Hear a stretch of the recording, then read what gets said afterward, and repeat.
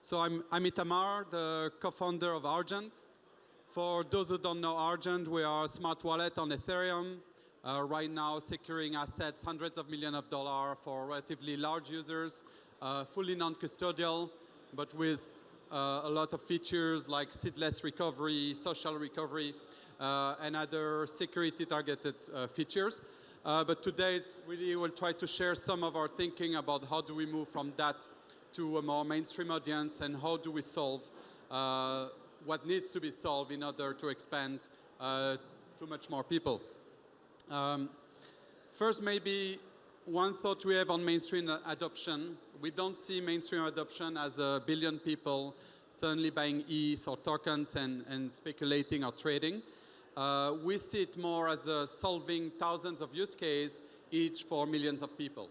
You might have millions of people playing games, millions of people using DeFi or payment, millions using DAO, rather than a billion people farming basically on every new chain out there. But when you look at crypto today, we see it as really a scary, complex, and expensive space. We spend a lot of time talking to users or people who want to be users, and we see a lot of stories. I mean, talking to students who work in bars at night to pay their tuitions and suddenly making it in crypto, earning like life-changing amount of money for them, being able to pay their tuitions for years, waking up one morning with a wallet fully empty. Today, people do not sleep well at night when they hold crypto in a non-custodial way. It needs to be much more simple to be secure. And a billion people will not be safe the way it is now, and we see an acceleration of these horror stories. I think recently with NFTs, you have much more people entering the space that are less tech savvy, and they cannot be safe in this environment. So our vision as a company is really empower everyone to control their assets. So being non-custodial is core. It's about being simple, and that's what we mean by being seedless, because having really a seed phrase in a drawer or in a vault is not a great experience. How do you make that secure, non-custodial, and of course low cost if you want to scale? So Argent has been there for a few years, and we solved, I would say, 3 of those problems. We started really by inventing social recovery, so really bringing a recovery model that doesn't require you to store a seed phrase, but beyond that is really you being protected even if your private key is compromised. So Argent introduced elements of fraud monitoring, basically. So if you use Argent and you trade or put money in Compound or Aave, it will be simple. You put an amount, you tap a button, you are done. But if you try to use more complex application, you will need extra signature, which is basically like 2FA for the crypto world. And overall, making all that simple. So that worked great, started to have a lot of users, a lot of AUM, but we ended up a bit in this situation where now we have, internally we say we are in this Tesla Roadster phase. We have an amazing product. People who can afford it love it. I would say 99% of the population cannot afford it. It's a smart contract. You need to put it on chain. It costs gas. Every transfer on Ethereum L1 costs a fortune.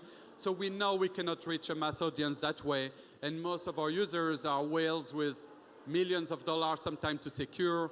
Our largest wallet was 500 million. This is definitely not what the mainstream audience needs. So here comes L2. People see L2 as a big saver. I mean, it's a massive step in that direction, but I would say it's the start of the next chapter. There will be much more work needed on L2 to really bring billions of people, but we have a starting point there. The L2 environment is very big. There's a lot of options out there. So at Argent, I would say we like to take different approach to many and think really long term. And our bet right now is really on ZK rollups. So won't go into the details of all the options out there, but for us, ZK rollup was a natural choice. It's low cost. It's quite cheaper than other rollup options. You have fast finality. At the end, you have Ethereum security. And one thing we saw in the past few months where I think there was the most unknown is we got conviction that smart contracts are around the corner. So we spend a lot of time with ZK Sync and Starknet. You can see smart contracts coming. zkVM is really there. Testnet probably will be this year. And so we're like, okay, we can build on that and then start growing use cases in next year. And I would say the cherry on the cake for Argent is that both zkSync and Starknet have account abstraction. And it's quite important in the context, especially of Argent. And it matters to us because we see smart wallet as the only way, or probably the key to bring non-custodiality to a mainstream audience. And Julian, my co-founder, wrote a good blog on that. You can look at it on our website, argent.xyz, is that if we don't bring this new kind of security and recovery, what will happen is we'll have to manage private keys. Then people will have to start trusting third parties to store their key. And basically, you'll be back in a state of 5, 10 custodians managing keys for the entire world, and we will have lost this permissionless and non-custodial world. So bringing this kind of recovery, but on-chain, is the key for us to really have a mainstream non-custodial world. And so account abstraction, what it brings us is that every single account on zkSync on Starknet is a smart contract. There's no more like an Argent smart wallet account versus an EOA. We are all smart contract. It's the default, and that also means for us it's simple design and much more cost efficient. Because right now cost is the big issue. All that computation is on chain. That means gas overhead. Now you are moving computation off chain. So what we are in a beta phase now, so we have started onboarding users. But you realize you can already you can create quite nice experience. So we have L2 on ramp direct. So you will use ramp to buy your crypto straight on L2. So as cheap as it can be for even from that initial transfer. You never interact with L1.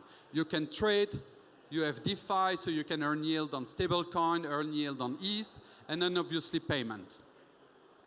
So big question is how do you do DeFi? Because today there's no smart contract on the ZK rollup. It's not yet live. So we use zkSync, the current version that doesn't have smart contract, and we use actually DeFi pooling to basically lower cost by a factor 100 plus X by basically pooling a lot of users into a single L1 transaction.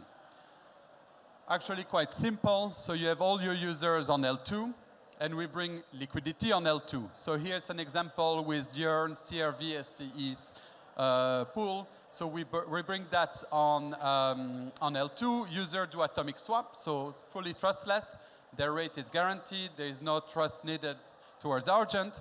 And then once this pool is depleted, Argent goes back on L1 and refill the pool. And that means you can serve 100 or 1,000 of users with a single L1 transaction.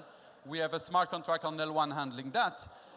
And users basically are almost gas-free, or I would say you can get there between 30 cents and $1 depending on gas cost, because you still have an impact on gas cost. So concrete example, let's buy that CRV, STE's, Yearn pool token on L1. You would typically take your ETH, deposit in Lido, you get STE, so staked ETH, to learn ETH2 staking reward. You will take your STEs, you will do an ERC20 allowance into Curve, then you will deposit your STEs and ETH into Curve, you get CRV STEs. Still following me? So almost there, you do an allowance of your CRV STEs into Yearn, and then finally you are done, you deposit your CRV STEs into Yearn, and you get your Yearn CRV STEs, and you start earning yield. So a lot of our users do that on L1. It's painful, and it's extremely expensive. So if you jump onto how we do it now on L2, which should work if the connection is good enough. Yeah, so it looks like Argent today. For those who know it, we show you all your yield option. You will click on the yield boost option. You will say, I want 5 ETH, but you could do it with $5. You invest, you are done. From a user perspective, that's it, 10 seconds. You will see the investment in your app. It didn't cost you anything in gas, and it was as simple as you can imagine. No ERC20 allowance, a single atomic transaction. So that's something we're bringing now. It's really around the corner. It will, I would say, we'll onboard more users this month, and it should be public once we are satisfied with the beta in the coming weeks. Now what's the next step? What you can see on both zk-Sync with their V2 coming and StarkNet is full smart contract coming live. So that should happen in the coming months. That's the big step for us because we can finally have Argent as a full smart contract wallet on L2. Right now, there are still some actions that you would take on L1. For example, social recovery happens on L1. We have enough chain recovery, but if the full censorship still comes from L1, once we can move into a full smart wallet on L2, we have full censorship resistance directly on L2. And then finally, you get full access to permissionless dApp ecosystem once those evolve on both zk-Sync and StarkNet, probably, I would say, by the beginning of next year. So in terms of next step for you, if you want early access, you can join our waitlist. It's as easy as putting an email. You go on flash.argent.xyz.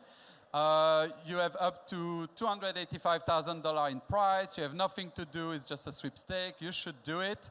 And those funds come from all our partners that I should thank. So we are working with zk-Sync for this launch. We'll have integration with Aave, with Yearn, with Lido, with Ramp, with Paraswap, with Indexed. So all that will be available at launch on our layer 2, and there's a lot of money to earn. So go join the waitlist, and happy to jump on questions, if there are any. Thank you.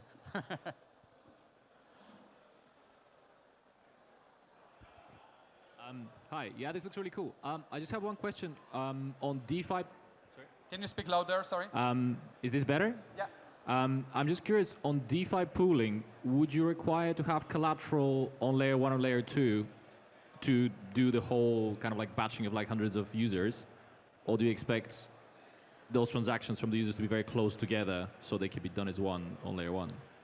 So I don't think I fully heard it, but I will try to re-explain DeFi pooling. So we have a liquidity pool. It doesn't matter how many users interact with it when. They can do it over a few minutes, over a few hours. zk rollup, the withdrawal period on zk rollup is short, so it can be 30 minutes, an hour. It's not 7 days like on optimistic rollup. So whenever we reach a threshold and we don't have enough liquidity on L2, we do a transaction on L1. If that liquidity is not barely used, it can be a week later, we can do it every hour, we can do it after a month. It's super flexible, and the more volume you have, the more gas you have saved for users on L2. One more question.